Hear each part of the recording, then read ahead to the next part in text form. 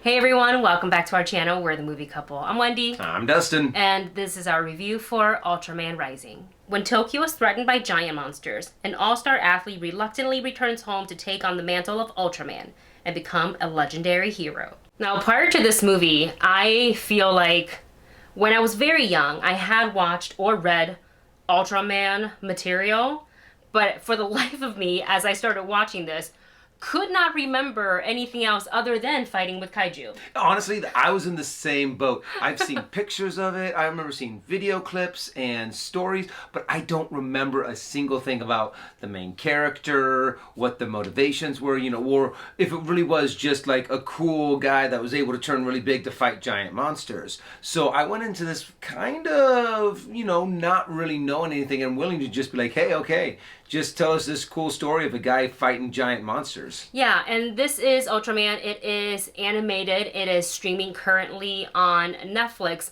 And I will say, having like essentially kind of a blank slate when it comes to Ultraman, I was pretty entertained by this movie. It basically shows Ultraman, what they do. It doesn't give you the origin of like where it comes from. How does one become Ultraman? Yeah. It's sort of the movie tells a story where it's kind of like a family biz, if you will. Yeah, it's kind of passed down from his father to his son, but yet But it doesn't. mom's also involved. But mom's somehow also involved, but it really did not tell you any of how anything works. Yeah. So honestly, when I was first watching this, I was kind of confused for a lot of it. I'm really like, okay, why exactly? I know, obviously to save Tokyo against giant monsters, but part of me is just like, do they only attack Tokyo? Do they not attack anywhere else?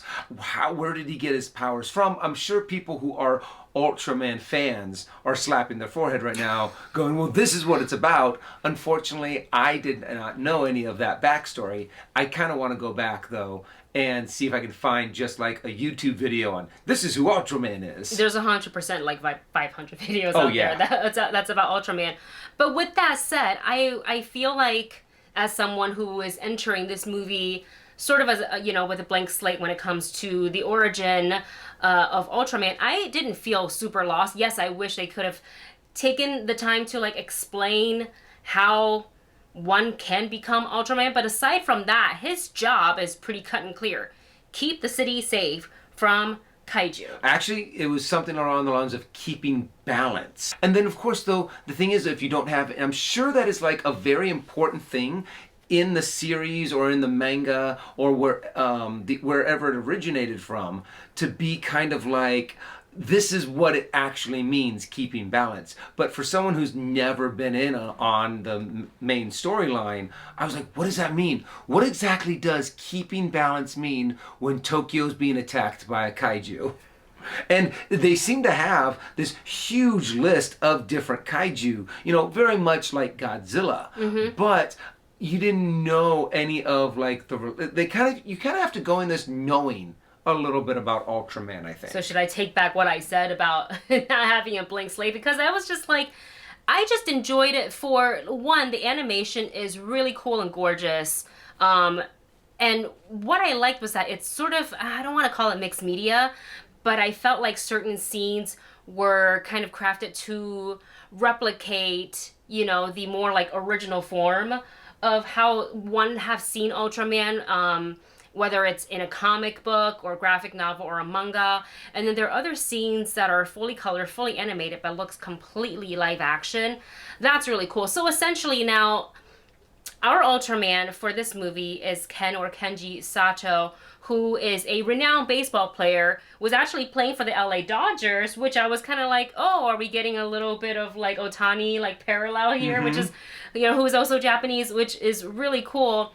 But something had, basically the older Ultraman have retired and is not young enough and not strong enough or healthy enough to take on the mantle of Ultraman anymore. So Ken has to step in and do that, but he does it with so much reluctance. And this is kind of built from something he experienced when he was younger, and now he's got this super successful, super hot baseball career, but duty calls. So he's trying to balance both of these. And he's feeling a lot of, and I like this character development for Ken because he was so unwilling to go back and play on this other team. I think he wanted to stay with Dodgers, but because he had to fulfill the duty of Ultraman, he's like, oh, I gotta do this, albeit like kind of very begrudgingly. Yeah. And to see a character like that, while like, oh, you're so successful, you're Ultraman, that's super cool.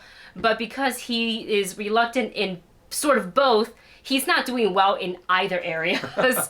So you're kind of watching him fumble game after game, or like kaiju fight after kaiju fight. Until something really unexpected happens where he came into basically a young kaiju. Found a kaiju egg. Yeah.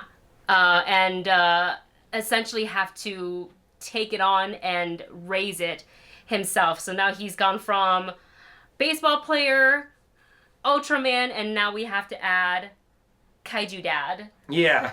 Yeah. And that's what this movie really does. There's actually a couple different little story threads throughout the entire movie where it's the reluctant hero trying to, he doesn't want to take on this mantle that is being handed down to him by his father. And him and his father are very estranged. I mean, he moved all the way to LA to kind of get away from his dad.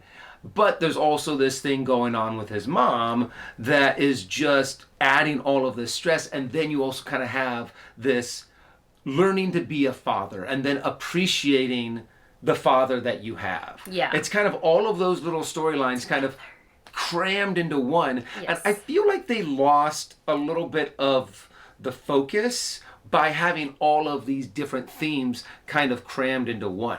I feel like it would have been cool if we really focused a little bit more on like maybe just the father-son relationship. Because there was a lot of times during this movie that I'm like, wait a second, you're taking on this mantle to help your dad.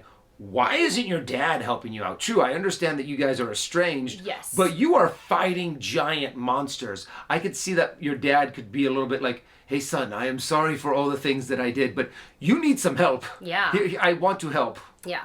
And the whole thing with, the baby kaiju too, which I understand how that folds into the story of like, caring for a young being and taking the responsibility of that. And I think he's finally seeing things, as he parents this kaiju, things that kind of understanding things, why his dad did certain things the way he did, right? Yeah. So that was the lesson, but I felt like we went such a long roundabout way to get to that by the end I feel like the impact was still there, but it could have been stronger if there was a little bit less of a like zigzag route.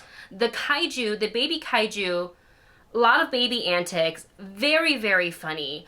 But at the same time, it made the movie feel a little bit like, is this for more slightly like young adults to like adult, or are we doing like younger audience? Because the kaiju stuff falls under the, so I think they were trying to do an all family film, but I felt like they could have actually gone a little bit more mature. And a lot of the times the baby kaiju stuff, while it was funny, I also grew a little tiresome of it. Yeah, they kind of fell along the line It went of too long. Poop and fart jokes. Yes. A lot with the baby kaiju. No. What the heck was that? She has acid reflux. And this movie is just barely over 2 hours. I really feel like they could have slashed a good 20 minutes out of this movie that was just a little extra. Yes. And they could have had a really nice, tight-knit movie. Yeah. But there's still a lot of really cool action. The animation, Oh, yeah. The animation is a lot of fun. And, it's one of those, you can't go wrong with fighting giant monsters. No, it's cool every single time. You're rooting for Ultraman, you're rooting for kaiju. You just would like to see a good old brawl fight. It was giving me Godzilla. It was giving me Pacific Rim. And I was eating it up, baby kaiju stuff aside. And that's what it was. It was that the baby kaiju stuff overshadowed a little bit of Ken's own personal discovery, just because they went on with it for too long. That like they could have cut the baby montages because it was they took a long time on that. They could have lost easily 10 minutes on it, and the same message would have still come across, but probably stronger. They did a lot of montages in this Yes. about not just about the baby kaiju, but about his baseball, about his family, about Yeah. this. And I'm kind of like, yeah, you could have cut out just a few, like trimmed down some of the montages, and it would have worked out a little bit better. But overall, I honestly still really enjoyed Ultraman. And again, I haven't seen like an Ultraman movie, TV show, manga in forever. I have very little recollection of watching it when I was little, except that I know I did because when he did the, you know, that whole thing, I was like, oh, I remember. Yeah, I remember all of that. So I still found it really entertaining. The baby kaiju is really cute. And again, it just went on a little too long, but I like that the reason why I see the reason why they did it.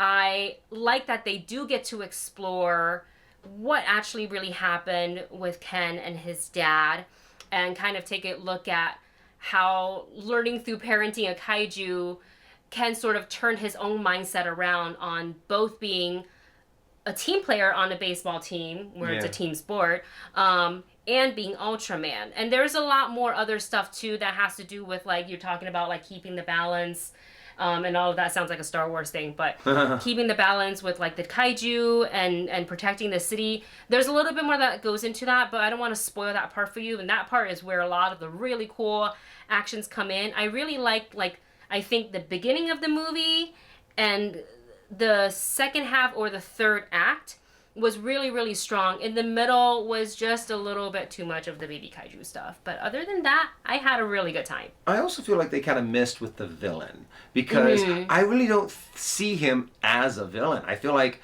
pretty much 90% of everyone in Tokyo would have fallen into this mindset that the villain kind of sets into. He's like, we have to stop all of these kaiju or else more and more people are going to die. Yeah. I feel like they really could have explored maybe his character a little bit more and given us more of a, not the fact that he came off kind of wah ha ha ha, but I kind of almost sided more with him than I did with Ultraman. I'm like, why isn't Ultraman helping? Let us know your thoughts on Ultraman Rising once you've seen it in the comment section below. And again, it is streaming on Netflix, so you can watch it from the comfort of your own home. Thank you so much for watching. Don't forget to like, share, and subscribe, and we will see you in the next video.